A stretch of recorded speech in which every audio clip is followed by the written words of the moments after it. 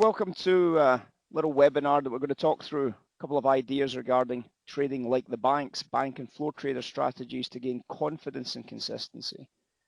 For those that haven't ever had a chance to look at the financial markets from a financial market perspective, and instead of which you've came to the markets through the idea of volume analysis or price action analysis or fundamental analysis, you've probably been left a little bit disappointed with your results. You haven't been consistent. It seems on the face of it as being a valid theoretical idea on how the markets move or how the markets go up or how the markets go down. But when it comes down to it, you're always left wondering what the actual real answer is. I mean, is there a way of ever being able to find out how the big banks operate and how you can be part of that process? Now, the problem we've got with that is that the majority of people that come to ourselves, they've got some seriously bad habits. And this is why the first slide today is all about this idea of breaking habits. Motivation is what gets you started. So you've got to be motivated to get started down this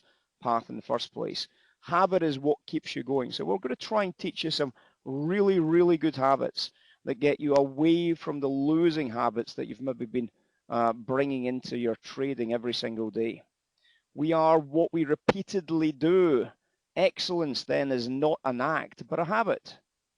Well, that's perfectly right, isn't it? I mean, so if we can, we're always making the same mistake. If we keep doing the same things every day, why would you expect to see a different result from your trading? So it's time to change your habits. It's time to take a different approach to your trading. Practice isn't the thing you do once you're good. It's the thing you do that makes you good. Now, I can kind of a little bit disagree with that. I think practice, even when you're good, can always make you better. And I think it's always important that you continue to hone your skills as a trader. Now, you might be saying, okay, well, how are we going to be able to prove to you in this little webinar that this is something different? And the way we're going to do this is because we've got some timed tweets that are all date stamped and timed. They are all just straight up, and then we'll look at the tweet itself, and we'll look at what happened and what happened next, and we'll look at the timestamp again of what happened and when it happened next. And from that, hopefully, you may be able to bring up some conclusions that you can make yourself that this is different. It's different from all the rest. It's different from what you've heard before. It's different from what you've seen before. And from that, perhaps this has got to be something that might just manage to break some of the habits that are keeping you as a retail trader, and for when you're giving up on your progress, well, now's the chance to change that.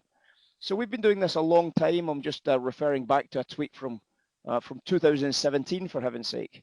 And again, you can look at the timestamp, you can look at the date of the tweet. Euro-dollar short-sided value still building again, looking for volume cycle for opportunities to short value trade this.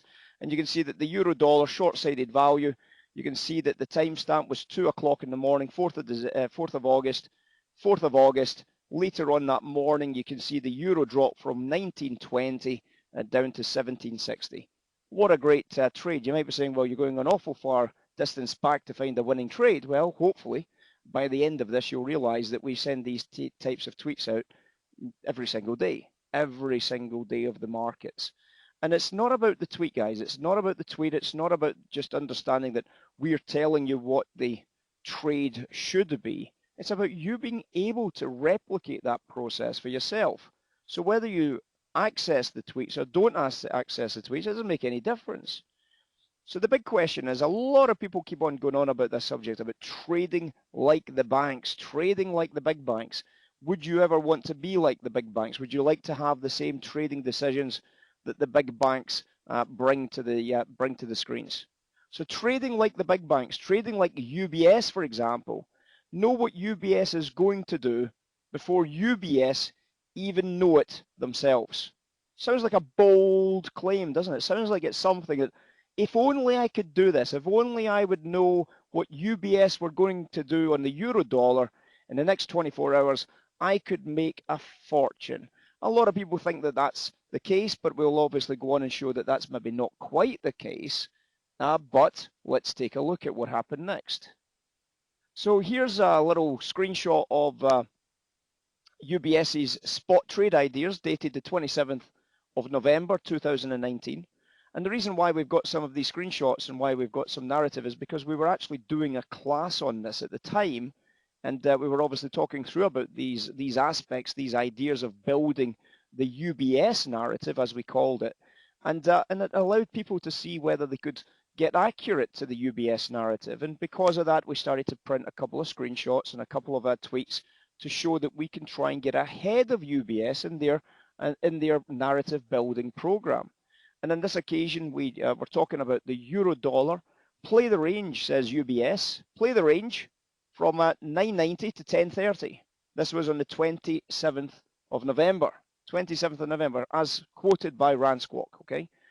And then you can see my tweet. You'll see at the bottom a copy of my tweet. It would seem reasonable that they would say, play the range of 9.90 to 10.40. So you might be saying, okay, well, very good. So you were able to copy UBS's trade and tweet it. Well, except for one simple basic fact. My tweet came out before UBS's. If you look at the date stamp and the time stamp on my tweet, you'll see that my message came out at 12:37 a.m., these are always going to be London time, by the way, in case you're wondering, we work out of London. 12:37 a.m. on the 26th of November. You'll see that the UBS message came out on the 27th of November. So in other words, by understanding the process, I was able to make a narrative. I was able to build a narrative. And what I'm talking about here in this narrative is it would seem that they would say, and we're talking about UBS here, because we were talking about UBS's trade ideas.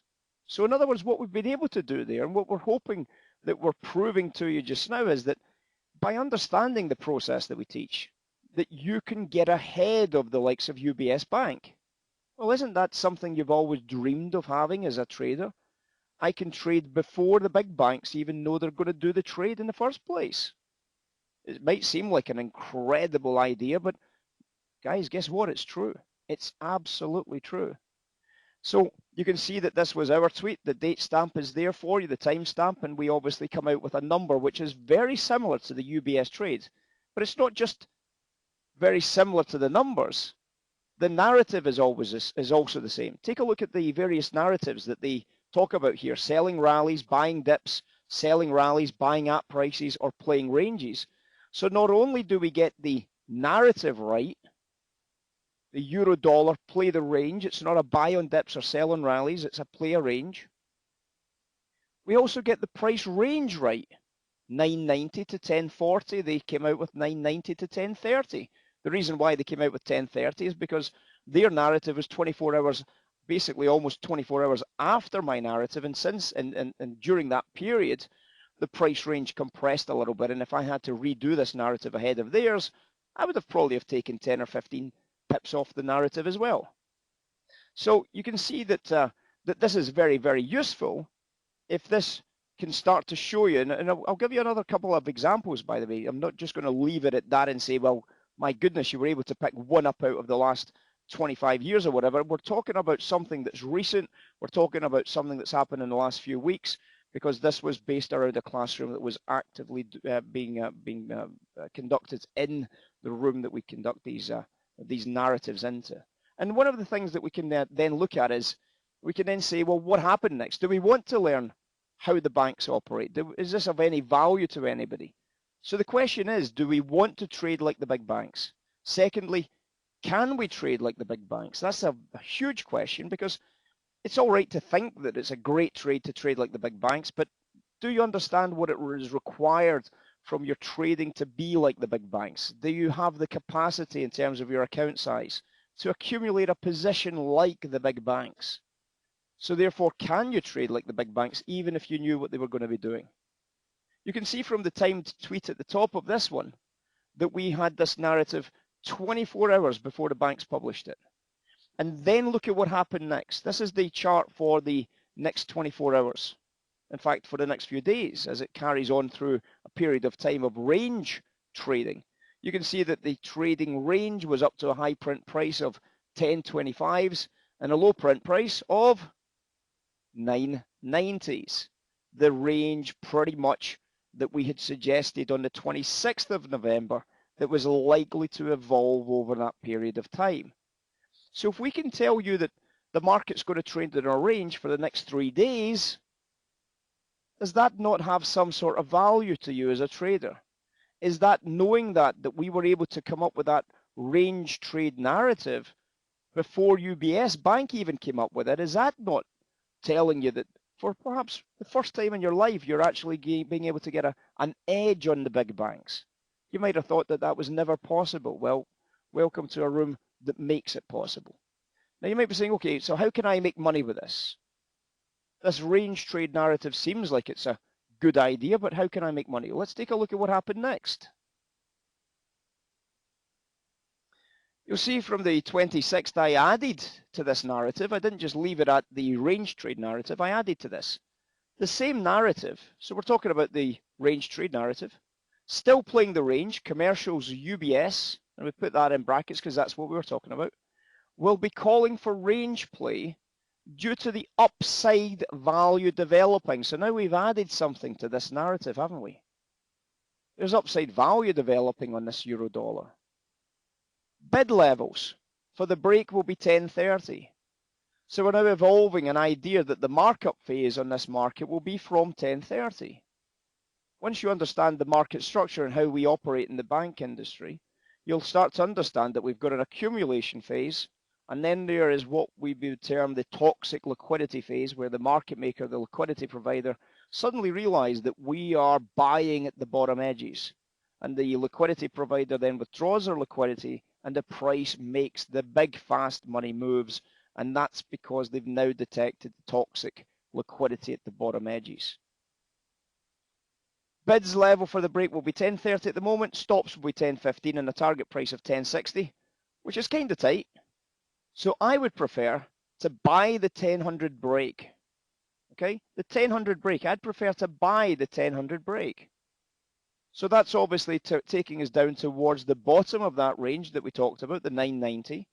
However, just because UBS narrative gives you insight, we add the value to that. We added this idea that the commercials, the commercial banks, the big UBS banks, they're telling you to trade the range for a very, very specific reason. And there could be two reasons why this is taking place. Number one, that there is no value, in which case they don't have a particular trade, so they're basically being honest, they're telling you to trade the range. Or number two, that there is new value starting to evolve. And based on that new value that's starting to evolve, the banks will now want to trade the range to try and generate volume at price.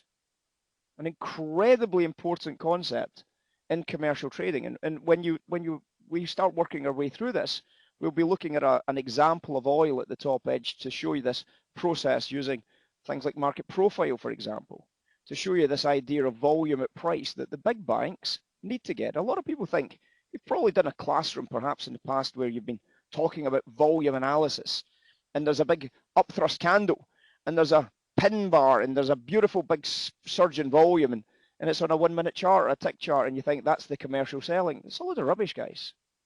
It's a load of rubbish. That's only part of maybe a big picture trade that's going on. Because if you think that all the commercial banks in the world trying to get perhaps half a yard on, perhaps trying to get a yard onto a euro dollar trade, suddenly all pile into one single 1 minute candle on an uptick that's an upthrust, you are sadly, massively miles off the mark in your trading. Miles off the mark in your trading. And a lot of retail traders don't like hearing that they're miles off the mark in it. But it's a starting point. It's a starting point for further analysis. But it's certainly not the ending point. And that's why sometimes a big up volume candle might be a top edge, and sometimes it might be a continuation higher. And just because it's got a pin on it doesn't necessarily lead you to one conclusion or the other, guys. Sorry, but that's just not going to cut it. Anyway, so just because UBS narrative gives you the insight, we've added value to this. So I've told you that there is upside value developing on the 26th of November at 11:39 p.m. Upside value developing. This is the chart about what happened next. Below is the chart of the 28th and the 29th of November with my own added narrative of buying the break. In other words, we're buying the downtick. Buying the break. Look at what happened. Trade busted through that low point running all the stops, and then allowing you to start accumulating some decent size, not a big trade, but allowing you to start accumulating some decent size at lower prices.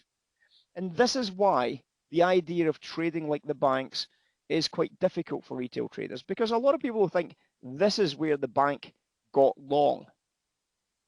Sorry guys, that bottom price is not where the bank got long. They got some of their longs here, but the bank got long right through the whole process. The bank was buying this balance area, capping the top edge, and working prices lower to try and accumulate volume. So the bank just didn't buy this pin rejection at the bottom edge. No, not even close. Most of the volume, in fact, wasn't even near the bottom edge. Most of the volume was probably around a price of around about 10.15. So that bottom price is the best place for you as a retail trader to buy. But if you were to try and buy this like the commercial banks, you would have been buying all the way through this process for perhaps 2 or 3 days. Now that's why we come back to that original question of, whilst this is something that you want to learn, can you still trade like the banks? Can you trade like the banks? Because the bank's been buying this for 2 or 3 days before the market started to rally. Now, obviously, that's important because whilst a lot of people might say they want to trade like the banks, they're going to have a problem being able to accomplish that end goal. So it's all about trying to find the best ways to fit the retail trader into that bank narrative. But here's the point that's probably the most important. If you don't know what the bank narrative is in the first place, how can you fit into it? If you don't know that there is upside value developing, and you don't have to take my word for it, it's tweeted with a timestamp on it. 26th of November, 11:39, upside value developing. So therefore, we want to buy 100. We want to buy that bottom edge, that 1000 break, right? We want to buy this area on a downtick. And then the takeaway, you can see the price takes us all the way up to the breakdown point, which is 1030. And obviously at that price, what's going to happen is it's going to be handed over to the algorithms. So you'll see that the break came away from the bottom edge like rapids. And then a final little build of accumulated volume there for the final move higher. And assuming value still builds to the upside, then a nice opportunity to make some money. Now you might be able to say, well, okay, fair enough. 26th of November, we saw one from 2017, and now you're showing us something on the euro dollar from the 26th of November. It's not about that. It's about the idea that we actually call the UBS trade in advance of the UBS narrative even being published in the mainstream financial press. So let's take a look at another market. So is it always just about the commercials and the euro dollar, for example? Well, let's take a look at the next market. Oil. Take a look at this oil narrative, and we'll come back to this narrative in later on in this little webinar. Oil, 26th of November, 12:50 a.m. London. Oil, plenty of supply, and here's the point that we've been trying to get across to our students. What would UBS suggest? They need to accumulate shorts. So it would be advisable to suggest trading the range, right? So that's something we've just talked about. The idea that the UBS trade was buying euros. So the recommendation was trade the range, because the intention of the bank at this stage is to try and build volume. It's not a 1 minute top edge pin rejection candle. It's building volume over a period, perhaps as many as several days, to accumulate perhaps as many as tens of thousands of lots on the short side of oil during this process. But take a look at the timestamp, 26th of November, 12:50 a.m. In other words, the beginning of the Asia Pacific session. So what would UBS suggest? They need to accumulate shorts, and you guys, if you did the classroom, the full classroom, you'd know why they needed to accumulate shorts, but we'll come back to that. So it'd be advisable to suggest trading the range, commercial short speak for we're accumulating a position. So in other words, you hear UBS talking about trading a range, there's a very good chance that that's because they're accumulating a position during that range building exercise. And the range that we're talking about here is 58.90s and 57.40s. Big range, right? Big range, but this is a big picture chart. However, you've also now got another piece of information here. There will be offers at 58.20 and 58.30 because that's where we're going to issue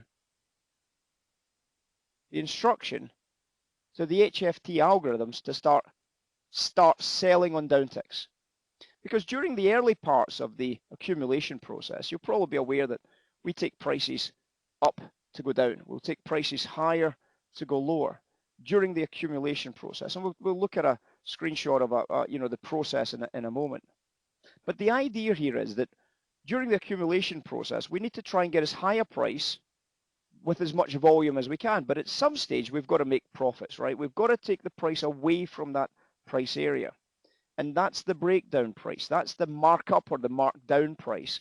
And during the markup and the markdown, we start selling at lower prices to basically tell the liquidity providers or the locals or whatever it is you want to be dealing with on the other side of the book. You tell them it's time for you to pull your liquidity away because we're now selling at lower prices. The locals and the liquidity providers will term this as toxic liquidity. In other words, they're quite happy to do business with commercials at the top edge, they're happy to do business with commercials at the bottom edge, and they're happy to do business with commercials in the middle, doing business between the commercials and the brokers in the middle and rotating prices. But as soon as the locals, as soon as the liquidity providers start to sense that there is a commercial seller at lower prices, they will withdraw their liquidity and the price will break very hard and very fast to the downside.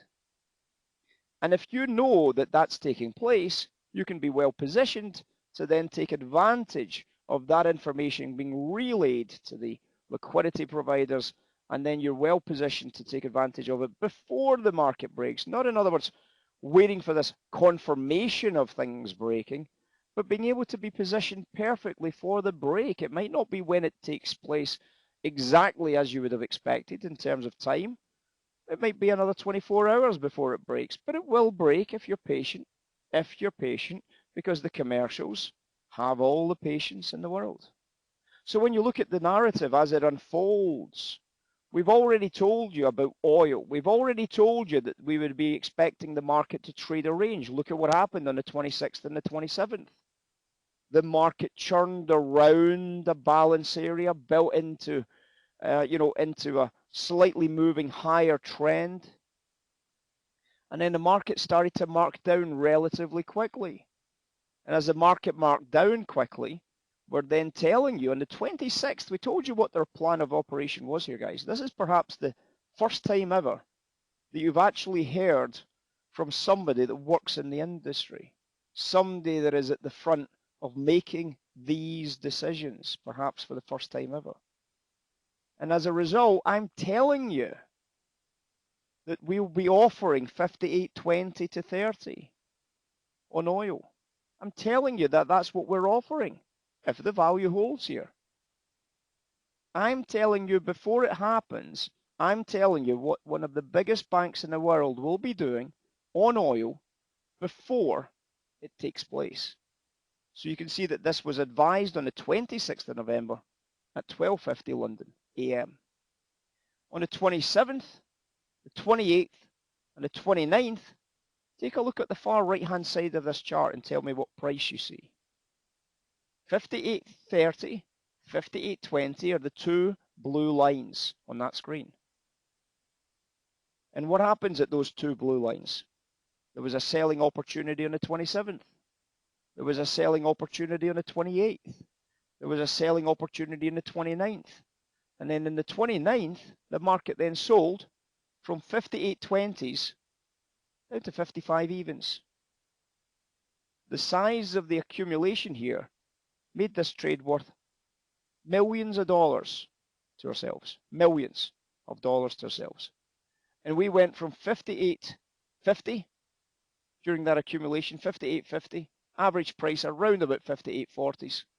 And we ended up down as low as $55 per barrel. And you can see that it's tweeted in advance, guys. It's a recent trade. It's actually just a couple of weeks old, right? It's a couple of weeks old. We don't have trades every day in terms of the big commercial banks. We don't have trades every day. We build value over several days and then we have a trade. But to think we have a trade every day in every single market is wrong. Sometimes there's just no value for us to get involved in these types of trades. But that trade itself, as a retail trader, if you decided to take advantage of that trade, you could have maybe stepped in on the 28th and made yourself, well, it's not exactly a big trade. It's 58.20s down to a low print of maybe 57.70s. You maybe make $500 that day. And then on the 29th, you start selling and you start thinking to yourself, I wonder if Ray knows what he's talking about because this price doesn't seem to be going anywhere. What the hell's happening here, guys? And then all of a sudden, the prices went from 58.20s to $55, and you're saying to yourself, I've just made $3,200 per contract on a single contract basis by just understanding this process. Now, it's not about following the tweet, guys. The tweet is telling you what I am going to be doing. It doesn't necessarily mean what you're going to be doing, right? You've got to try and evolve from the tweets into a self-thinking, self-directed trader, a professional trader, somebody that knows this narrative, somebody that can actually plan this narrative for themselves, not just by leaning against what I'm saying. The leaning against me is in the early stages. The second stage is becoming that self-directed trader that you've always thought was possible, but never quite maybe managed to achieve. Well, guess what? Now is the first chance perhaps ever that you've had a chance to actually achieve this type of a narrative building process. Now think about that one trade, guys, $3,000. And then try and weigh that against how much this type of education costs, for example. And you make $3,000 on one trade, on one contract in an oil market. And we've already shown you another couple of examples on a euro-dollar trade that made 40 pips. So let's carry on, because we'll come back to other examples, more recent examples, just to prove the point here. To be successful, you need to have the right tools, and you'll see that on the right-hand side of this, you'll see that the key core concept of commercial trading is volume and value at price. If you've got volume at price, that's a possible trade. There's a very good chance that could be a trap trade going in one direction or the other. But now you've got the possibility that there's a commercial activity in this area. A lot of people that have done profile in the past get this completely wrong. Stadelmeier and Dalton in some ways get this narrative wrong because they don't talk about this in their publications. So when we're talking about it, we're talking about the actual commercial bank markets. Knowing why a position will be taken and knowing where a position will be taken obviously becomes vitally important because volume and value at price is everything for the commercials. If I've got a great price and somebody wants to do business with me and they offer me 2 lots, I can't pay the electricity bill with that. You know what I mean? The bank's got a floor with perhaps several hundred traders. A 2 lot's not going to cut it, guys. They've got to try and get several thousand contracts on each trade. They're trying to get thousands of contracts. They're trying to get a few $100 million, if not $1 billion, a yard on a trade. So trying to get a 2 lot on a downtick isn't really what this is all about, is it?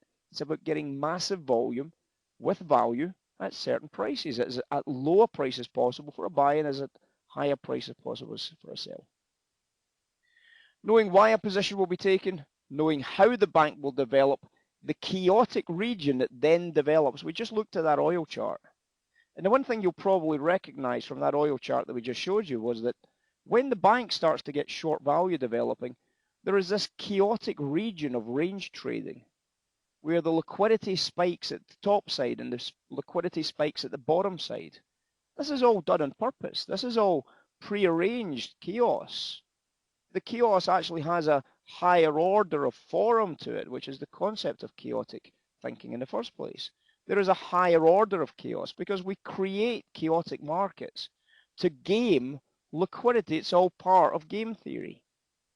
We create chaos to create situations where sellers sell at ridiculously low prices, buyers buy at ridiculously high prices, and we cause so much confusion that nobody ends up knowing what they're doing except for us. And if we can control a chaotic environment from a bigger time frame, from a bigger perspective, then we control the board. We control the whole entire game. We set up the traps, we manage the traps, we execute the traps, and guess what?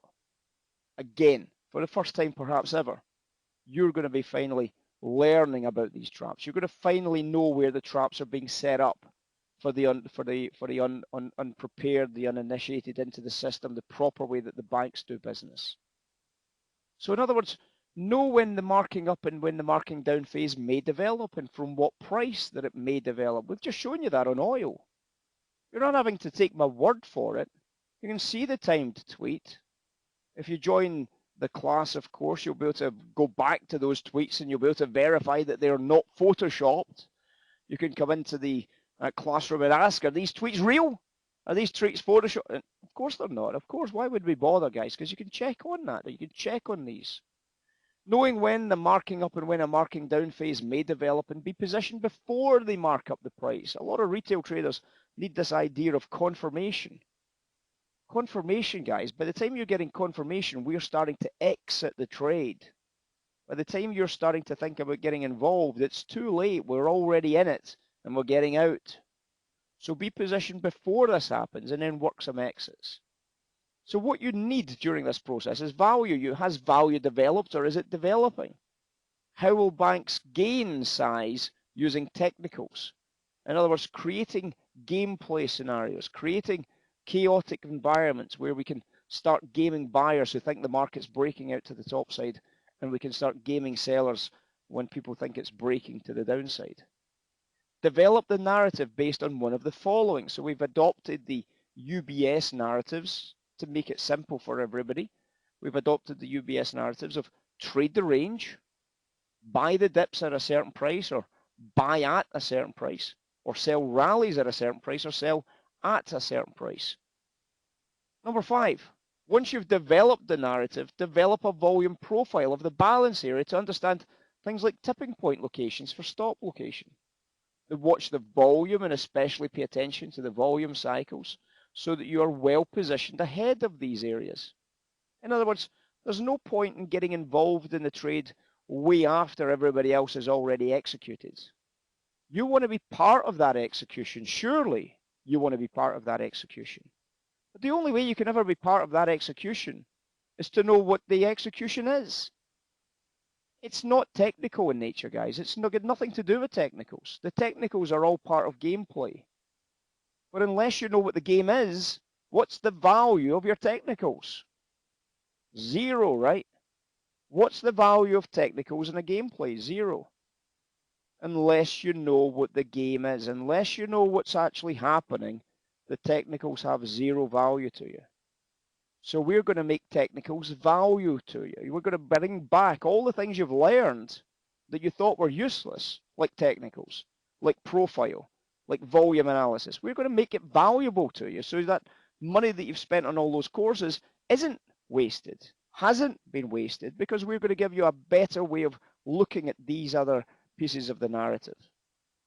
So watch volume and pay attention to the volume cycles. Number 7, if you have access to order flow, which some of you might not, look for specific order flow elements. In other words, in the oil trade that I showed you, look for volume traps, catching the buyers right before the big sell-off. Keep evaluating and adjusting and don't give up. Because commercials will test your patience over and over and over again. What we'll do is we'll take the price to the very end of the day. We still haven't marked it down. And as a day trader, you say, you know what? I'm going to have to close off. Otherwise, I'm going to get overnight margin. I'm going to have to go to my bed worried about an overnight position. I'm going to put a hard stop in. And guess what's usually going to happen? You're probably going to get stopped out in the overnight session. You're probably going to get stopped out. And there's a very simple reason for that. So let's take a look at the way we build a basic, simple narrative in that oil trade that we were looking at just earlier. This was the theory behind the oil trade. This was the theory.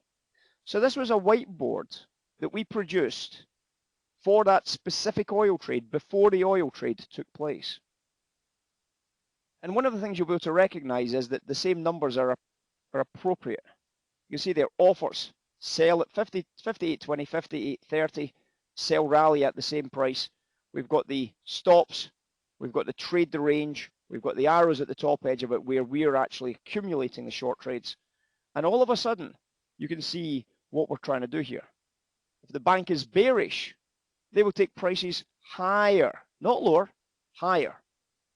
Volume and value at price is the main key core concept of all bank trading.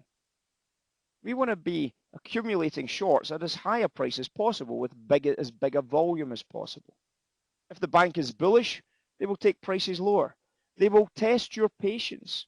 You might look at a chart and say this is bullish and the price drops. And you might look at a chart and say this is bullish and the price drops. And you might look at a chart and you say this is bullish and the price drops. And then you look at a chart and say, I can't keep buying this at bottom edges anymore. I'm going to start selling it. And that's probably when the market's now going to go up, because your patience has been exhausted. And we've spent millions of dollars investigating and testing patience, believe it or not. When the day traders call it a day? When have they had enough? What is it that's going to make them just throw in the towel?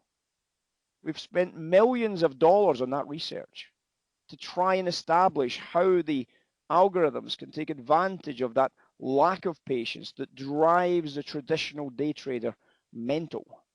And believe it or not, in most cases, those day traders are also very similar to a lot of retail traders. So coming back to the UBS narrative about what the UBS narrative tells you to do, play the range when no value exists or when value has just started to build. Buy or sell at a certain price X if you are at the break phase and holding, in other words, the markup or the markdown phase. In other words, the market maker is just about to be advised by the commercials that there is toxic order flow, buying at higher prices or selling at lower prices. And the market maker will withdraw their liquidity above the market or below the market. And that's when you see the large candles breaking away from certain places. Buy on dips or rallies, sell rallies after the break for the pullback, assuming value continues to hold or build. So how do we move past this? So we've already hopefully just proved to you with a few tweets. We've got more to come, by the way. We've proved to you hopefully that we know what we're talking about. Perhaps for the first time you've heard somebody that actually does know and is able to prove that we are calling these narratives before they take place on the right-hand edge of the screen. And obviously the idea of this classroom is to teach you how to do that process. And we have to be able to execute.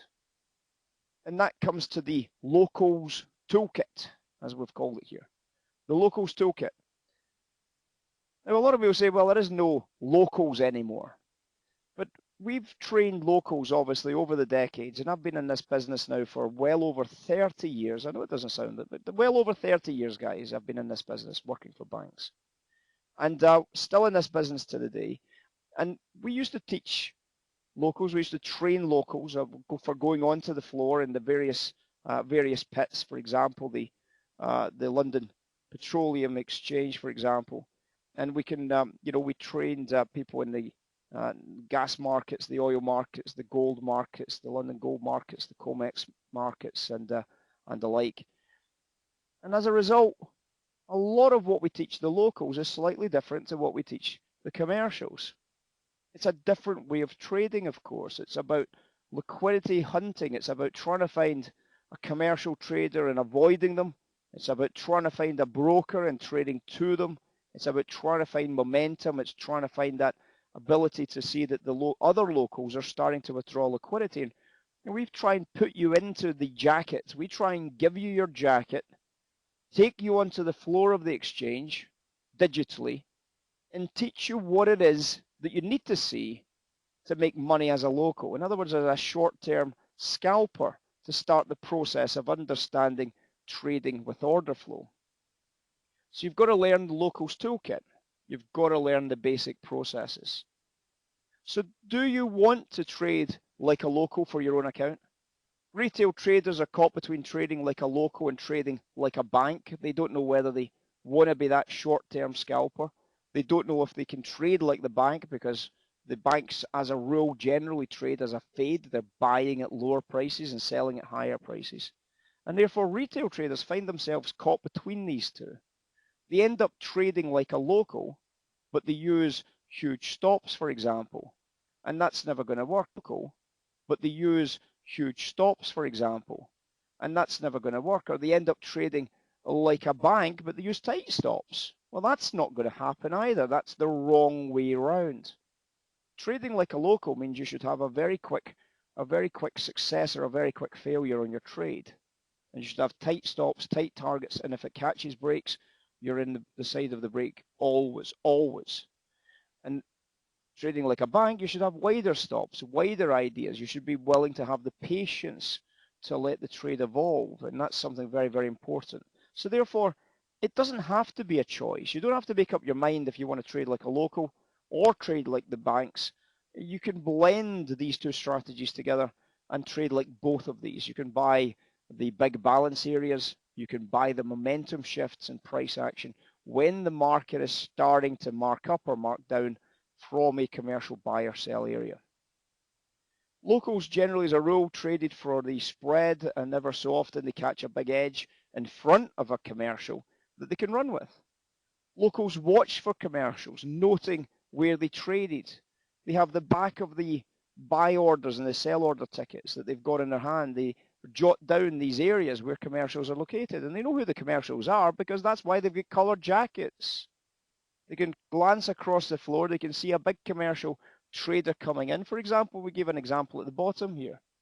Let's assume a large commercial fires in a bid at 20 for 500, right? When the market is trading 22.23 and they're offering 20 for 500. So in other words, they're 2 or 3 ticks below the current market price trying to get filled on 500 contracts. And you come in at 22 with two hopes. Number one is that you get filled, because if you come at 22, then obviously you're hoping somebody sells to you at 22. You might have to cross the spread at 23. And obviously number two, that the commercial order at 20 for 500 is real. Because obviously if it's real and they're really, really keen to get filled on that contract, then they may cross the spread at 24, right? If you buy at 22 or 23, the commercial might suddenly realize that there's not enough selling coming in, may well realize that they're not going to get filled in any contracts. And if they cross the spread with 500 at 24s, you can bet your bottom dollar that that price is going to be going up significantly from your 22 or 23 entry. And obviously on that basis, you're going to make a lot of money. If you come in at 23, for example, or 22, and suddenly you glance across and that local is no longer buying, for example, they're offering 500 at 23, you've probably just picked up a bad trade, right? And you just have to get away from that trade as quick as possible. So it's very important to start watching order flow. It's very important to start watching some of these basic ideas of order flow, the locals toolkit, ideas of order flow, volumes, deltas, price action. Very important that we can drill down into those and make sense of them and make great trading decisions very, very quickly in the right-hand edge. But here's the point that's really interesting. You guys have a huge advantage over the locals. You're able to see the commercial value building before the commercial raises their hand in the first place. How valuable is that information as a local? If you know that that commercial, for example, is a real order at 5 for 500 lots at 20, if you know that's a real order and that they're not just going to put their hand down, you have a far higher confidence that the trade you're about to take at 22s or 23s has got a very high probability of success. And for the first time perhaps ever in the retail space, that you're actually able to know that that order is a real order. And you're able to take advantage of that by watching and developing a strategy based on the locals toolkit. So basically what happens is that our job on the screens is to replicate this activity. We need to know what side the commercials will be on. And it's not as easy as you might think that you can just watch for example, absorptions and things like that. Absorptions don't tell you an awful lot. They tell you something, but they don't tell you an awful lot. You've got to blend other strategies into that to form an opinion about this. We want to see the commercials manipulating price right into these liquidity traps that are set. We want to see the commercials thickening the book as price trades towards the trap area. If we see the liquidity suddenly vanish, we need to see the existence of iceberg orders hidden from view. Number 5, we want to see the opposite, traders starting to exhaust. In other words, if you're a buyer, you want to see the sellers exhausting out, and that's going to encourage the commercials to cross the spread. We want to execute either like a local on a limit order or an algo on a reverse stop order. So in other words, putting a stop order above the market to catch the momentum if we miss our limit order is a great strategy to make sure you get filled. Number 7, to be successful, we need to see imbalanced order flow piling in behind us after we're in play for the marking phase. In other words, if we know that that's a real commercial order at 20 and we buy at 22s, we are waiting for that buyer to cross into the 23s or the 24s and take the price bid away from us at 22s. We need to see that to stay with the trade, to have confidence that we've got our trade right. Following are many charts showing some of these key elements. I've not shown value because we're purely looking at order flow here at the present moment, right? So you might be saying, is this applicable on other markets? Well, let's take a look at this market. This market is called USO, it's US oil. This has a level 2 screen attached to it, and it's a screenshot because this was a live classroom that we were talking about at the time. And one of the things you'll be able to recognize, take a look at the time and sales. Take a look at the time and sales window in the middle here. Do you see this column of numbers where we've got the number of shares in USO? USO is just basically, it replicates the WTI oil price. But you can see that the price traded and the number of shares, and you can see the time when these trades are taking place. Look at how this trade evolves here, look. 400 lots, 400 lots, 400 lots, 400 lots, 400 lots, 400 lots, 400 lots, all traded at 1183 at 42 and 4 seconds. 200 lots, 200 lots, 200 lots, 200 lots, 200 lots, 200 lots, 200 lots, and 200 lots. Still traded at 42.04, 4 seconds. And then finally, 100, 100, 100, 100, all traded at 1183 and still at 0.4 seconds. In other words, all of these sell orders, all executed separately from each other at exactly the same time within a second of the whole trade taking place. Now, what I was talking to the guys about in the room was that this is a concept of what is called a refreshed order book. It's a concept of a refreshed order book. 100 shows for sale, but you've got 2,000 for sale. So what you do is you basically slice up your order into sections. You try and get as much filled as you can, but obviously the algorithms detect how much bids or how much offers are coming into the market, so they know where to slice the liquidity. And obviously the idea there is they don't want to frighten away the buyers. So they absorb just enough that it doesn't switch the buyers off, for example. So 200 buys, 300 buys, 400 buys, 800 buys by showing 400 for sale. So the show for sale is based on a percentage of the amount of buying pressure that's coming in. So for example, if there's 800 buy orders, we'll offer 400. Why is that the case? Because it leaves 400 to try and push the price up a little bit. And that's going to keep the buy side algorithm excited. So the algorithm doesn't go up any higher. We sell another 400 to them. And then what happens? 400 buy orders come in. So we show 200. And then what happens? 200 buy orders come in. So we'll show 100. And that's what happened during this process. All these orders started to get filled at 1183. And this is what we call a refreshed order book or a ROB trade. Understanding the concepts of ROB, trade that delivered $1,300 per contract with a $100 stop. Now, I've just pushed it onto the USO contract here, but you can obviously push that onto the CL contract, and that's the price we're talking about here. $1,300 profit with a $100 stop is based on the oil profit if you were trading the CL futures contract. And it all came from recognizing simply a refreshed order book.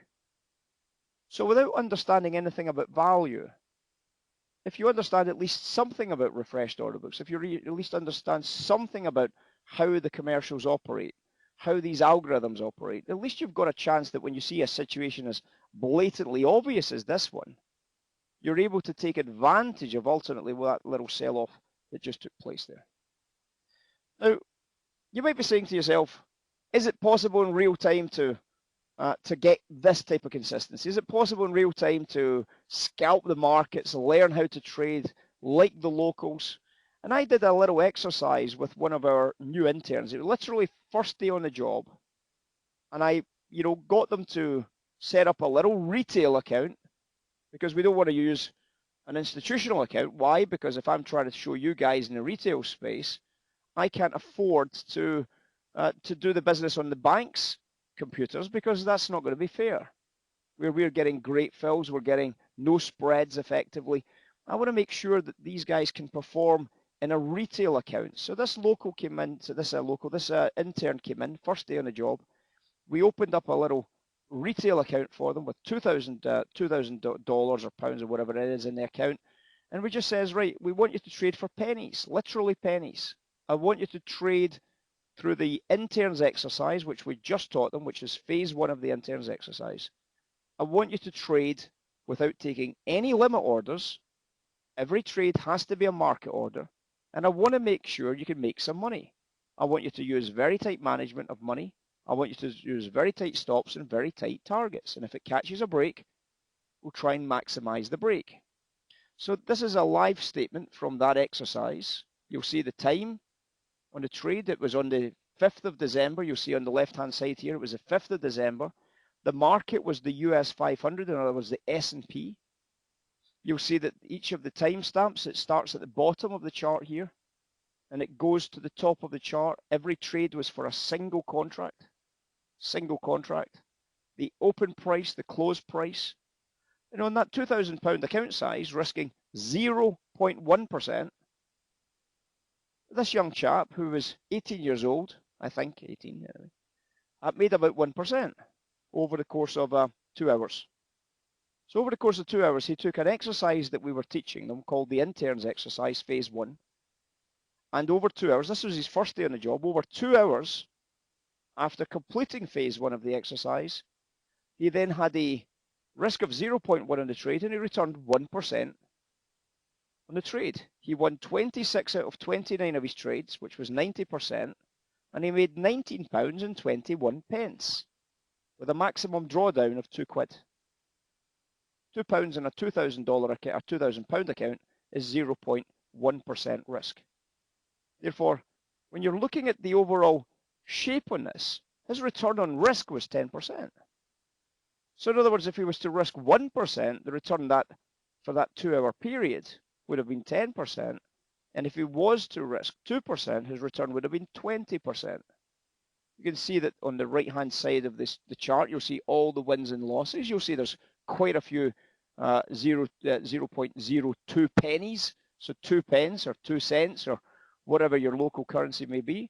But you could also see in the middle of this, you'll see that there is a few large winners here, £4.50, £6, £4.97, where he caught a breaking trade and was able to maximize the profits from those. But he traded a lot.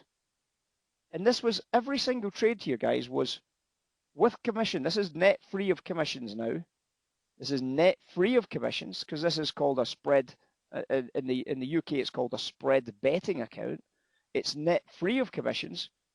And the spread on this is about 1.5 full points on the S&P, 1.5. It's not 1 point. And the spread obviously pays the commission. That extra half a point is the commission. None of these trades were limit orders. Every single one of them was a market order.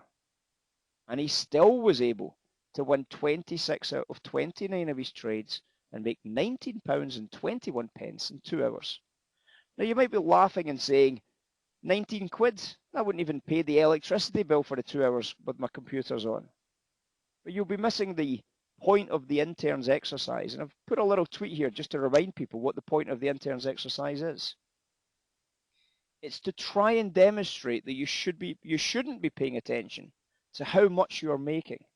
It should be that you're achieving a level of consistency and with tight money management and getting your structure right and overcoming fear.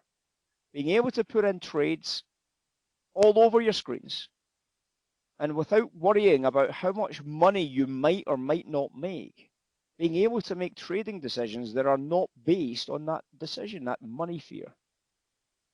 And if you catch a break, congratulations, you're in a great trade. If you don't catch a break, well, guess what? With the tight money management that you've had in place, you haven't lost any money. If this chap did not catch these £5 trades and £6 trades in the middle here, he would still have ended up with a profit. Even though the market maybe didn't break anywhere, he would still have ended up with a profit over this period, and he would be able to trade again tomorrow. When I bring interns into the desk and we talk to the interns about what we require from them, the one thing that we always ask them is, don't lose our money. That's the one thing we insist on for them to stay in the program, is that they can stay in the program as long as they don't lose us money. We don't really care how much they make us, so long as they don't lose us cash. And isn't that true of a lot of retail traders whilst you're learning the process? Is if you can just avoid losing money, then at least you can stay in the process long enough to understand and learn what it is and what it takes to start making the money. And that's part of that interns process, level 1, to stop losing cash and on the odd occasion to catch the big breaking marketplace. It's not the end of your learning, it's the start of your learning. It's the kindergarten of the graduation process, where eventually by the end of the full course you graduate as a professional PhD class student. At the end of the interns exercise phase 1, you can maybe graduate as a floor trader's runner. At least you're starting to learn the process, and every now and then, as I mentioned, you actually catch some nice winning trades, but at least you stop losing money, and it buys you time. With those odd occasional trades that break for you, that buys you time to learn the process properly.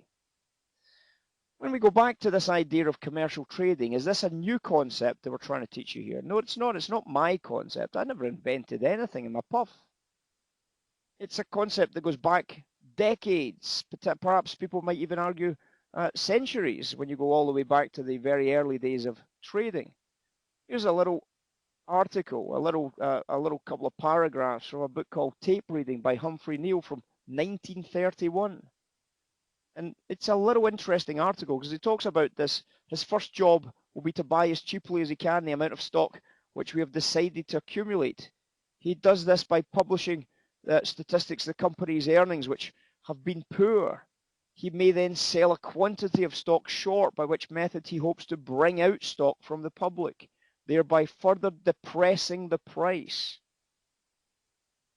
Remember I showed you a slide from earlier where we talked about that the banks take price higher if they're bearish and they take price lower if they're bullish. This isn't a new concept. It's just one of those concepts that retail traders either decide to forget about, or they don't quite understand what it means, but they do miss it on a regular, repeated basis. And because of that, they buy when they should be selling and they sell when they should be buying. And then they reverse it and they start selling when they should be buying and they start buying when they should be selling. In other words, they get all the trades back to front continuously, which is why 95% fail. Now this, as I said, was going back to 1931, guys, the same process back then. So what do we mean by that on a micro scale?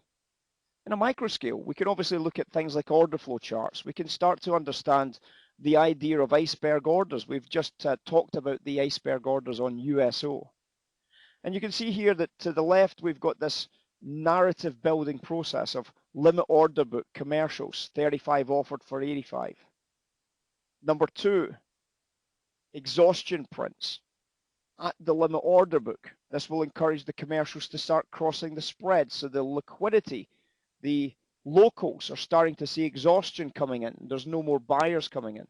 So obviously front running that commercial sell order is a great trade, because you're going to start seeing the commercials probably crossing the spread, and therefore you're going to make some nice money as the market moves away from this print.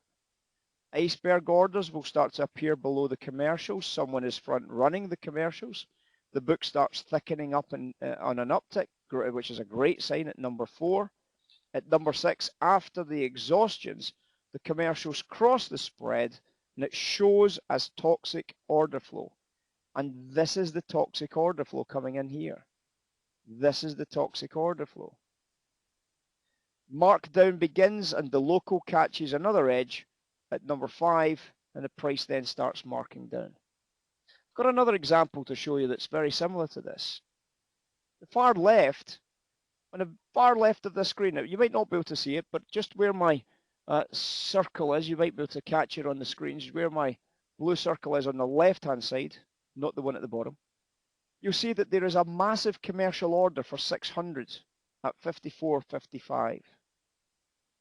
Prices trade towards that liquidity, but look at what happens to that liquidity. It vanishes, right? It vanishes. This is a 1-minute chart.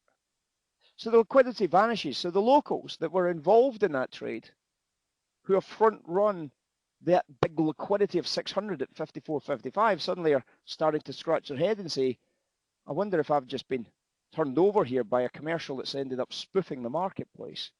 And obviously what happens a lot of times is that they'll reverse their trade into buy orders. But look at what happens next. You see the word ICE appearing on the screens here at number 2, here at number 3, here as well. You'll see ICE orders start appearing. And that ICE order is very similar to what we showed you in the USO, where buyers come in and suddenly find that whilst there wasn't any liquidity on the limit order book, the price doesn't go any higher. The price gets refreshed at that price. In other words, there's an iceberg order sitting on the book, refreshing prices every time somebody buys. So prices trade up to this liquidity. Liquidity vanishes. Was it a spoof? Buyers push into the trap. The buyers now think the liquidity is now gone. The big seller has vanished. Well, they have vanished. They've went from being visible on the limit order book to being invisible trading ICE orders. ICE orders start appearing in the same area. Buyers are now trapped and buying exhausts. The liquidity below the market is then pulled away and a bit of selling pressure applied, and the market drops $400 per contract. This process is often repeated. You can see that we have this 0.5, the order book changes shape here, and we get this what is called toxic order flow flowing into the marketplace for $400. Now, this is a 1-minute chart for a period of approximately 20 minutes. But this will highlight some of those elements that perhaps you've maybe never been exposed to, this idea of commercial selling, ICE orders, accumulation, and then the markdown phase, which if you start to understand this, you become not the victim of these traps anymore, but the actual player of these traps. You understand the gameplay because now you know the rules. For the first time ever, perhaps, you now know the rules of the game. We've developed a couple of ideas. We've got obviously a couple of these indicators in our Sierra Charts package that we've developed specially for the room members themselves, which obviously if you join the room, you can obviously join in on these packages if that's something that catches your eye. This is something that we're working on just now. It's not actually been available just yet. The pink line, you might be thinking, what the hell is a pink line? It's basically the direction of commercial order flow. This is a pink line on the direction of commercial order flow. This is a pink line on the USO markets, which is the US oil markets. And it's focused on activity specifically at the cash open. You'll see that each of these trades takes place at the US cash open. And it's very, very simply looking at the commercial order flow and highlighting, obviously, just like any other line, except this is non-lagging, real-time, non-lagging, commercial order flow line, which we're developing out right now. And you can see what happened to this trade here. 14th of November, the market dropped for $1,000. 15th of November, market rallied for $1,100. Look at the pink line going north straight away and the price at the open staying in place. And then what happened? Enormous move to the upside on price. Take a look at the 11th of December. You might say that was a big gap, 15th of November to the 11th of December. Did we have losing trades in between there? No, not really. Just not very much happened. Some small wins, some small losses, but instead of wasting your time looking at all the small wins and small losses, we just went to the big winning trades. And when I'm talking about small losses, there were very, very few small losses, I'll tell you, very few. You've already saw the stats from the interns. So take a look at the 11th of December. Look at the size of the value developing here on the short side. The price is taken higher and then drops like crazy. And then take a look at the 13th of December. Take a look at the 13th of December. Last week. Look at the commercial, look at the cash open. The price goes up into the open. They hold the price as long as possible in one location, and then the price rallies for $1,100. 4 trades on the last month, guys. 4 trades that made, in total, $4,000 in profit over the 4 trades. Now, if you even broke even, and I'm telling you that if you were obviously looking at this every single day, you would have done a lot better than break even. But if that's all you did manage was break even, or you simply didn't trade unless there was a very obvious example, and these are the only ones that have incredibly big values attached to them, then obviously, if these are the only 4 trades you took, you'd still be up $4,000 in 1 month on a single contract. If you're a 5-lot trader, that profit turns out to be $20,000 per month. Now, as a 5-lot trader, that means that you would be making approximately $250,000 per year, which is a pretty good income on the basis that you maybe traded 4 times in a month. So you can see it's not about huge volume trading. It's not about trading in a 1-minute chart time frame.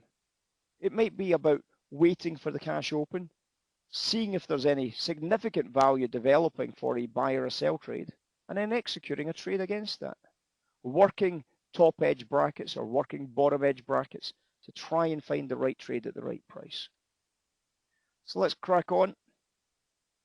Interns. Let's get back to these interns. It's not meant as a derogatory term that we want to take you into the interns exercise. It's meant as a habit breaking exercise. We talked in the very first slide about breaking the habits, breaking bad habits that you've built up over time. Learning to trade like the locals. In other words, taking you back onto the floor and telling you how the floor traders make their money, how the floor traders detect pressure, how the floor traders go after weak-handed traders. And then if you decided to develop your knowledge over the full class, then we would obviously be looking to teach you how to trade like a commercial in due course. Trading the trend. What we do in the first instance that targets asymmetry in the marketplace. Creating an edge, creating a probability outcome that is in your favor. In other words, attacking weak-handed traders, learning where they are through a series of very simple basic exercises, starting with market structure basics, the basic trade. Once we develop, we can then move into the likes of the before she goes squeeze, just a traditional term that was applied to locals when they started to tackle liquidity areas. Adding volume analysis to those trades, adding delta to those trades, adding order flow to those trades, adding value to those trades, and then fading the commercial trade areas. So this process is everything. The full course contains everything you see on that screen. How to start trading like the commercials. But you've got to start somewhere. You've got to start building your trade ideas. You've got to start building the narrative. You've got to start building from somewhere. And the biggest idea in trading at this stage is breaking those habits of the past. In other words, getting rid of your stochastics, getting rid of your Elliott waves, getting rid of your Fibonacci, getting rid of your MACDs, getting rid of your Bollinger Bands, getting rid of all that rubbish stuff that we don't use, breaking the habits perhaps of your trading lifetime, and getting into real world trading where you actually start learning the techniques of the floor trader to start making regular, consistent, winning trading decisions. So as we move forward, winning internally, a little slide that a lot of people, when I tweeted it, liked for some reason. We don't really delve into an awful lot of psychology, but a lot of people do like psychology. And winning trading in our world does not mean good trading decisions, and losing trading does not mean you made a bad decision. In other words, if you have a winning trade in terms of money, it doesn't mean you've made a good decision. You could have got lucky. And just because you've had a losing trade doesn't mean you made a bad decision. You could have got unlucky. In other words, you're always judging yourself by the correct application of your execution and your edge. And therefore, you can have the correct application and have a profit, or you can have a loss, in which case, never mind. You move on to the next trade. It's not about winning and losing. It's about breaking the habits of a lifetime that tells you that you judge your success by your profit and loss account. Wrong. You judge your success by the application of your trading edge. And that trading edge is something that can be improved, and therefore your edge and your profit and loss in due course will be a byproduct of that edge improving over time. And just because you got lucky and you won money doesn't mean you're a good trader. You've got to develop the character traits of a good trader first. Now you might be saying, okay, what else do we trade? Well, let's get into some slides with some of the things that we've talked about this in the last few weeks. Stocks, for example. We've talked about some of these other things here. So take a look at this stock. There's a tweet on the left-hand side. You'll see this is a stock's ticker symbol BIG, the notorious BIG. Bullish options near earnings, 12th of December. Watch list for pullbacks, 26th of November, guys. 26th of November. Watch list for pullbacks. Look at the chart in the middle. Look at the chart in the middle. We capped the market. We capped the market. We took the market down ahead of earnings to the 4th of December. And then look at what happened next. So we capped the market. We capped the market. We sold. Remember the quote about capping the market and selling a little bit to encourage sellers to come in. And then we took the market down. We then bought the market. And the following day, the market rallied from $18 a share, $19 a share, to $28 a share. Pretty good, right? Pretty good. Did it happen? Well, there's a tweet.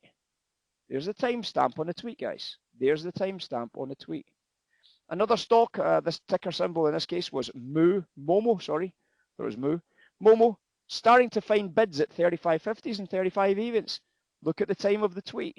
3:07 p.m., 26th of November. You'll see on the timestamp here where I've got the crosshairs and the arrow, the 26th of November, 15:15, 3:15, right? In other words, 8 minutes after my tweet. 8 minutes after my tweet. Price, 35.50. Pink line, 35.50. 7% gain, non-leveraged, over 3 days. Pretty good, right? Pretty good. Let's see what else we cover. Bonds, 11:42 p.m., 24th of November. Bonds, 59.16. We're giving you a price. We're a buyer here. And obviously there's other narratives telling you that obviously this was an important buy. We're trading down to this price. Bullish, right? We're trading down to this price. Typical bullish trade. So what happened? We trade down to 59.16. Look at the time, guys. 09:50 hours on the 25th of November. In other words, 10 hours after the tweet. So if you think you can't be at your desk when the tweet comes out and you've missed the trade, this is 10 hours afterwards. What the hell have you been doing in the last 10 hours? Plenty of time to get to a screen, plenty of time to think about the trade, plenty of time to consider whether you want to take the trade or not. And you can see that the trade coming off of 59.16s within the next 24 hours was trading at 60.24s, over $1,000 per contract on the US Treasury bonds in advance of it happening. Let's take a look at something else we talked about. Cable. Anybody trade the pound against the dollar in here? Well, let's take a look at what we said on cable on the 13th of December at 12:12 a.m. Range bound 34.55, 34.85, the key battlegrounds. Bids above, offers below. So this is an algorithm trade. This is a sell at lower prices that we're telling people about. A sell at lower prices, right? Look at the price. 34.55, 34.85.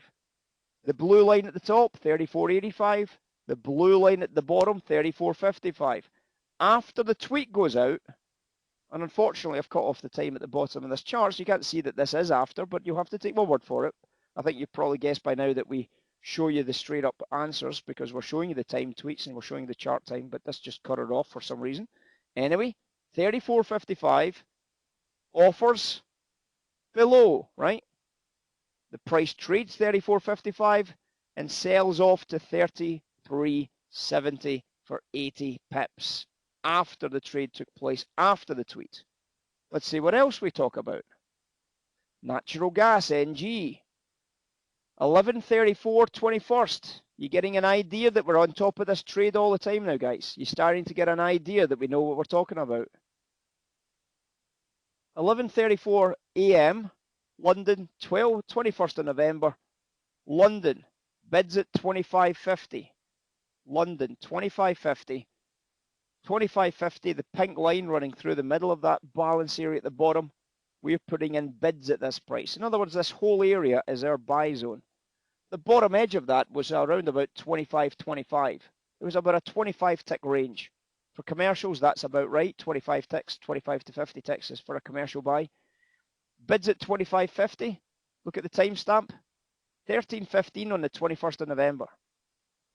1:15, 13:15, 21st of November, 11:30 in the morning, 21st of November. 2 hours before the price traded down into this area. And then the rally for $1,500 profit per contract. Crazy, right? Well, if you think that's crazy, take a look at this S&P trade.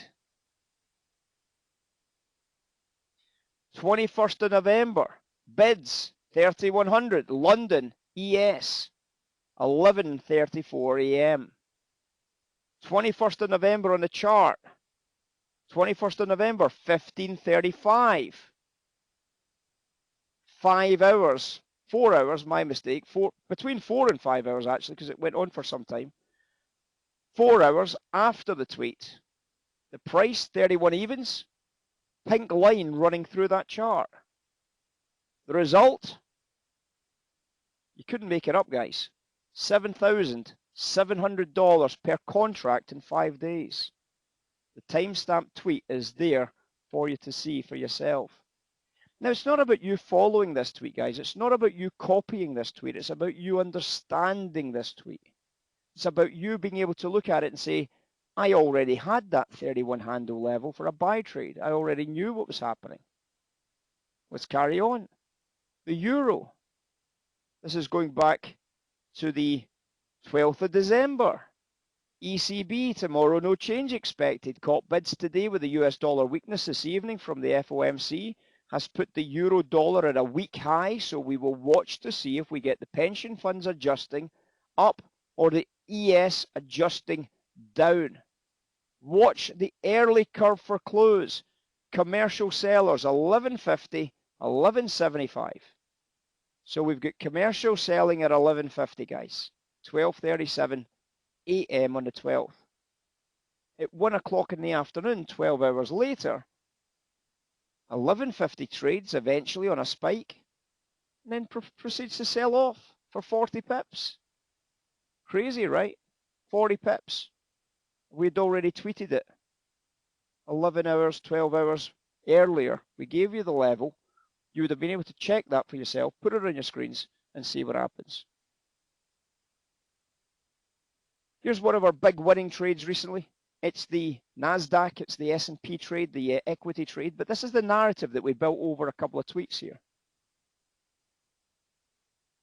This is a tweet dated 11th of December, 11:47 p.m.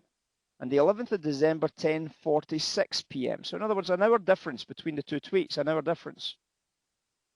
The first one was after bids hit above 83.70, it was all bullish. Today's commercials level is 83.80 on the NASDAQ. This line at the bottom, you'll see the arrow pointing to it, happens to be what price? You see it? 83.80, right?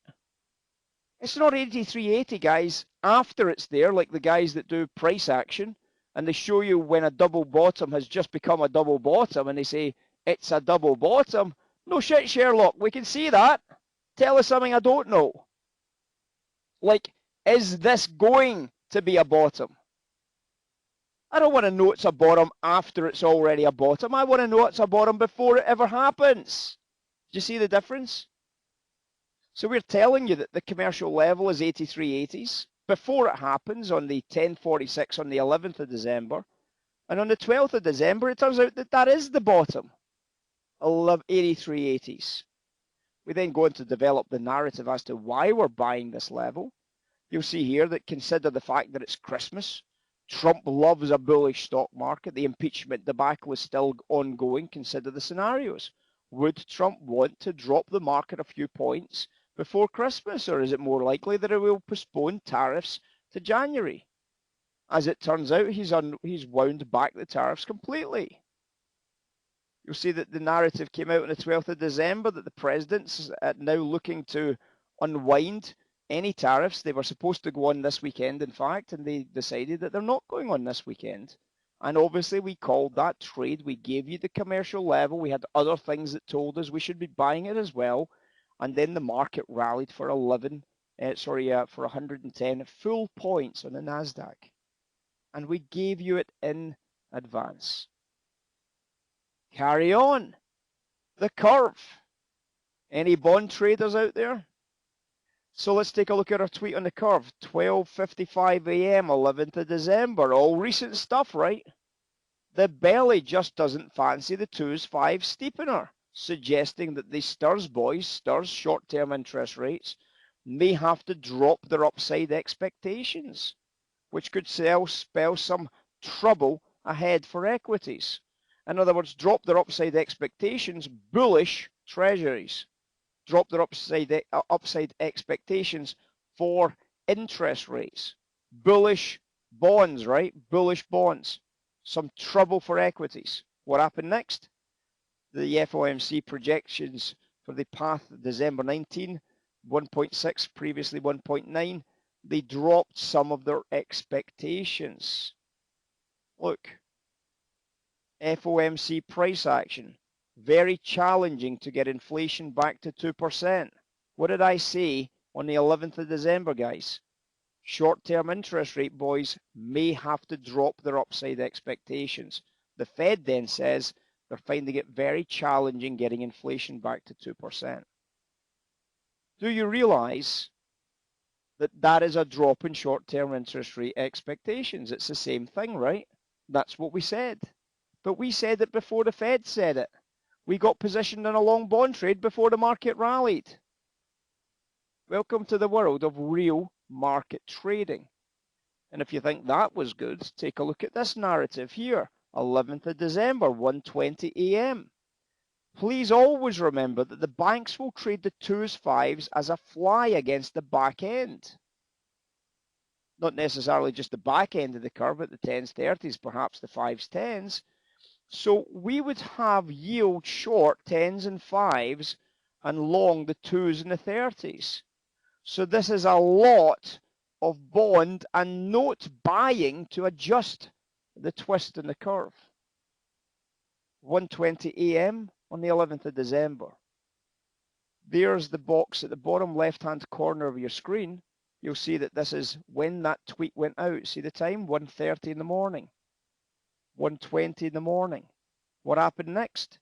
The price traded to a low swing and then rallied beautifully for over $1,000 per contract. And as we move forward in these bond narratives, you can see here that another tweet here when we talked about the 10s, 30s being very expensive against the 2s, 5s. So top edge selling. There was the tweet, 2:56 p.m. on the 3rd of December. In this box here, you'll see that this is the knob spread. We still trade the 3 by 1s.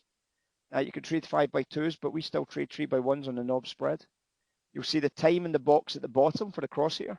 3 o'clock, 1500 hours, 3 o'clock, 3rd of December, right? 2:56 p.m., 3rd of December. So exactly the time that I've sent this tweet out. You see the candle, top edge. What happens to the knob spread at that point? Collapses. 10s, 30s versus the 2s, 5s, flipping. 3:15 p.m., 5th of December. 3:15 p.m., 5th of December. What happens next? 2s, 5s, rallies. So we top ticked the 10s, 30s spread. We bottom ticked the 2s, 5s spread. We've shown you examples where we bottom ticked the NASDAQ. We bottom ticked the S&P. We top ticked the pound. We top ticked the euro dollar. How many examples do you need to see to try and finally realize that this is the market reality? So by the end of this full course, you should be able to identify commercial and HFT program trading opportunities like the UBS narrative that we painted at the start, and all the other big commercials. You could understand why they will be trading in those locations, and obviously the key signs of that activity taking place.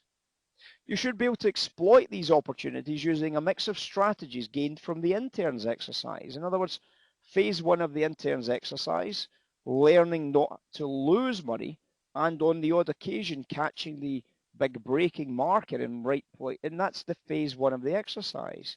And we would obviously introduce this as a stepping process. If you learn phase 1 of the exercise and then you think that you really do want to learn the big full picture, then it enables you to move from phase 1 to the full picture.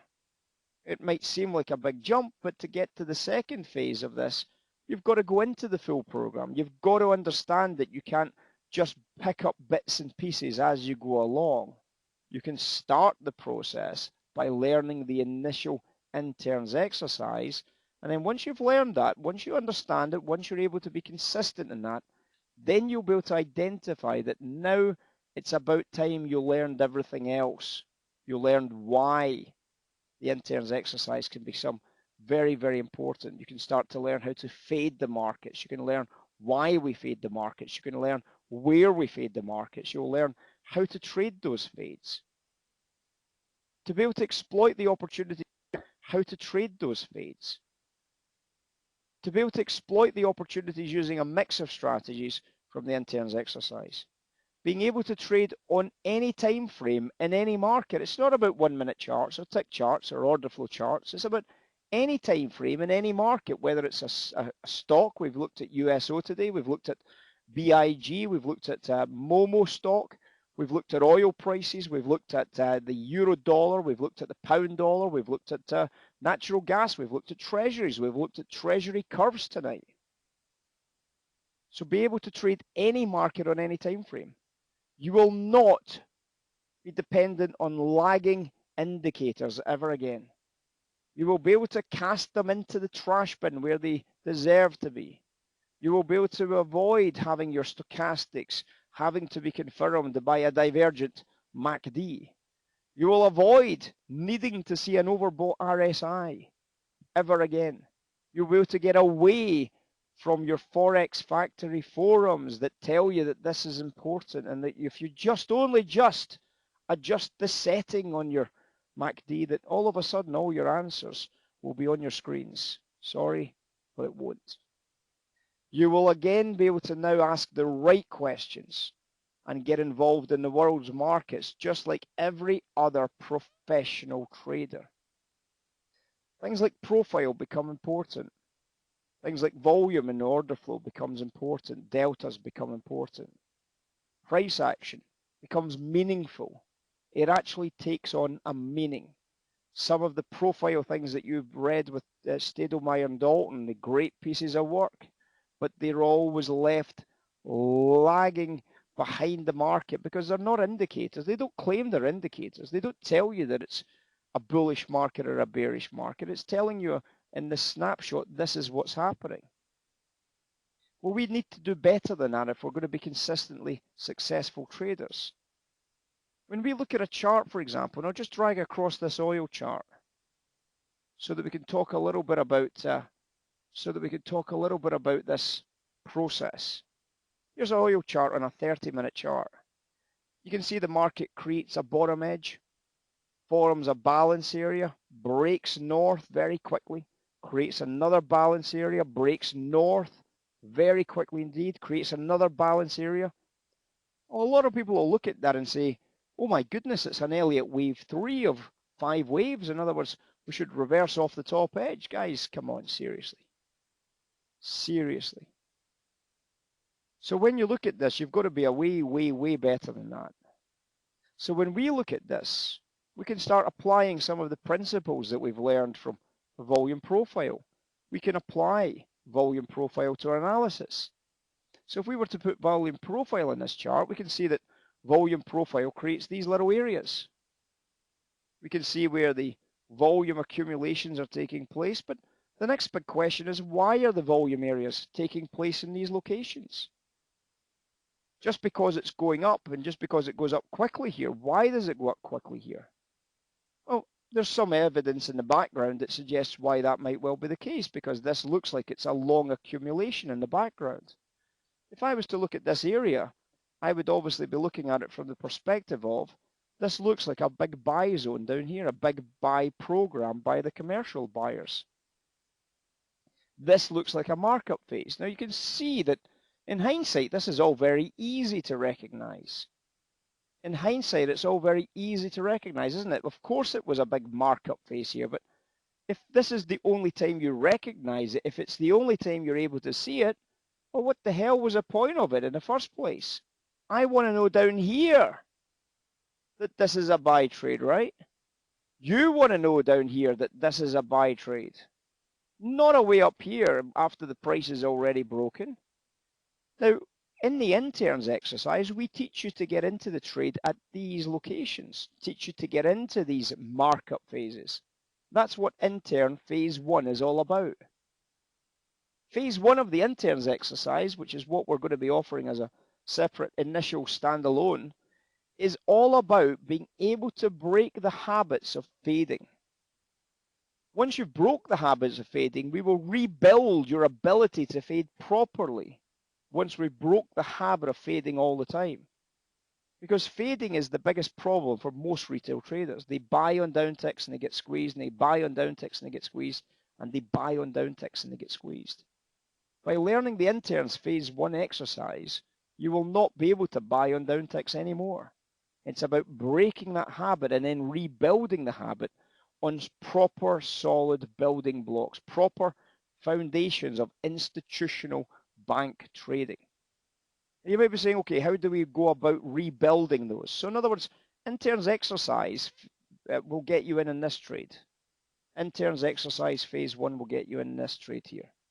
By the time you finish the full course, you should be getting in this trade here and getting in this trade.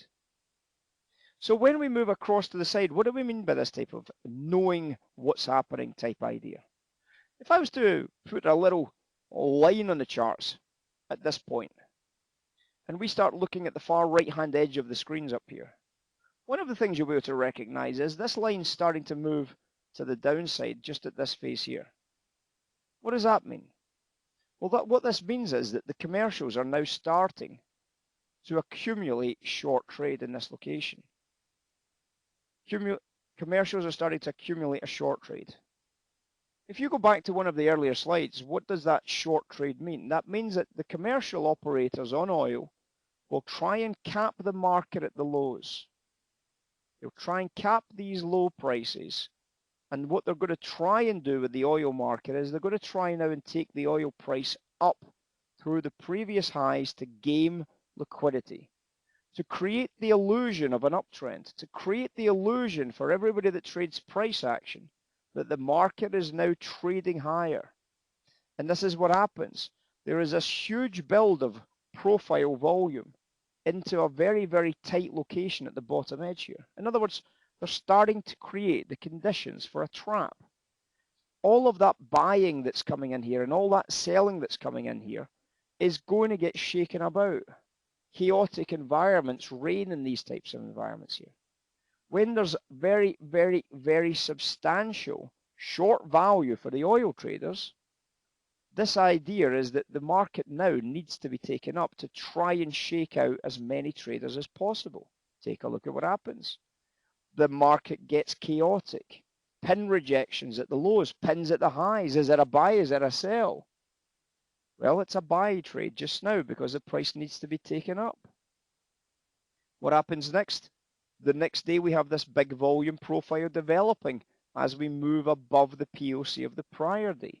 All these sellers in this area here are now trapped and they're now having to buy at higher prices. At higher prices, meanwhile, the commercials are selling. The commercials are selling as we move into these higher prices, anywhere between this area here. So this becomes what we call a commercial sell program area.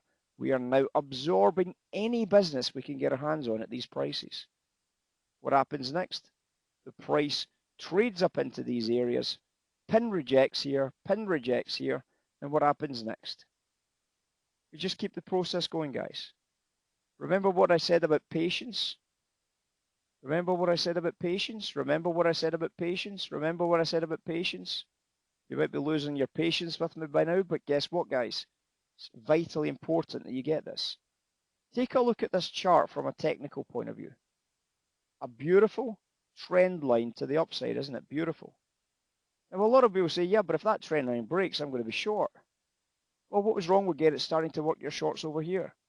What was wrong about starting to work some short orders here? Take a look at the time of the day here. 2:30. US cash market open. Just going into the energy market open, right? Take a look at this trade here. 12 o'clock. And then around about 2 o'clock, US energy market open. Again, just here. Taking the price up for 2 days, solid, with value to the downside. A lot of traders will buy breakouts, buy breakouts, buy breakouts. They're feeding us as a commercial seller. What happens next? The price breaks hard and fast to the downside. Hard and fast to the downside. The value is enormous on the short trade. What happens next? We then issue a price level in here to tell you to sell against it. And then this is what happens, guys. That's what happens. That's what happens. We go from this accumulated short trade to the markdown phase, where we start telling the liquidity providers that we're selling. The liquidity providers start withdrawing liquidity hard and fast from below the markets. And once we've got all the lots of trade that we need, in other words, remember the idea of value and volume at price. We've got value. We've got volume at price. And now the instruction is to get away from this trade. And that's what happens, guys. That's what happens. And this trade was worth, as I said, millions of dollars to the bank over the course of these few days. But if you think about it, as most retail traders, they'll give up on this trade, won't they? They'll give up on this trade because it doesn't seem to be going down anymore. It seems to be going up, and they'll be phoning up Kim and asking Kim for a refund and says, this doesn't work. And Kim will tell you, have patience. Have patience. This is going to happen. It will break, but you've got to realize that they're going to test your patience. They're going to test your ability as a trader. They're going to ask you questions. Are you sure you want to be short?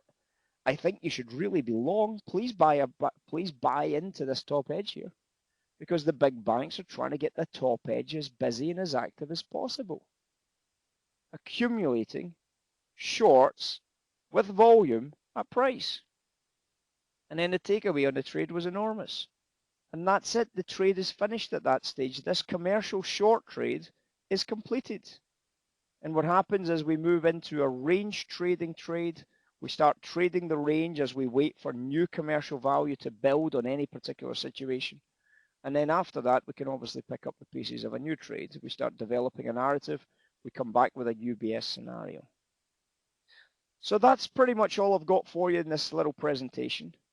I hope we've shown you an awful lot of evidence, not just theoretical concepts, not just sound bites, not just ideas that have no real time a real application on the right-hand edge of your charts. I hope we've shown you plenty of evidence from the bond market, from the oil markets, from the stock markets, from the natural gas markets, from the pound market, from the euro-dollar market. I hope we've shown you some evidence within the constraints of this little discussion that show you that for the first time perhaps ever, you're actually able to develop narratives before the big banks even know themselves that the big narrative is evolving, and being able to position your trading not with confirmation, but before confirmation is even available in the marketplace, because you have confidence and consistency in your applications. And by learning the necessary techniques of trading like the interns, trading like the floor traders, and trading like the algos, and trading like the bank traders, when you start to learn how to fade a market at the top edge, and then applying those on the right-hand edge and catching the big breaks, being in position when the market finally breaks, when we find ourselves making thousands and thousands of dollars on a contract some days, and if the market doesn't go anywhere for a day or two, we still make profits.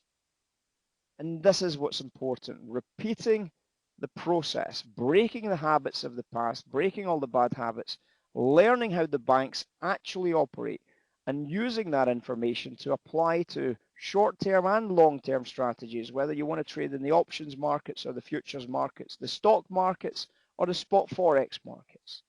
These strategies work across all time frames, across all markets. But unless you know what game is being played, you cannot hope to ever win the game. You might think you've picked up the necessary skills on how to play football or baseball or basketball, but you've actually, if you don't know what the rules are and you don't know what's going on, it doesn't matter what skills you've got, you're still going to make huge mistakes that are going to end up resulting in huge losses.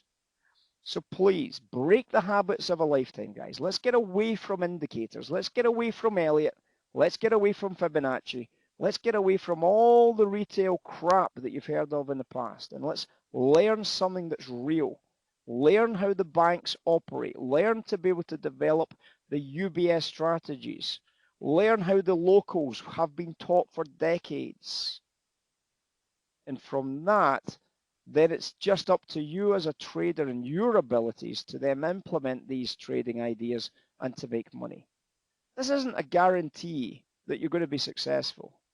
This isn't a guarantee that you're going to suddenly waking up tomorrow and become a winning trader. This is a guarantee that by the end of these courses, that you will be a lot better than you were before you started the courses. And if that means great success, then so be it, but that's down to you, not me. Your ability to apply this information will be very, very proportional to your ability to become a successful trader.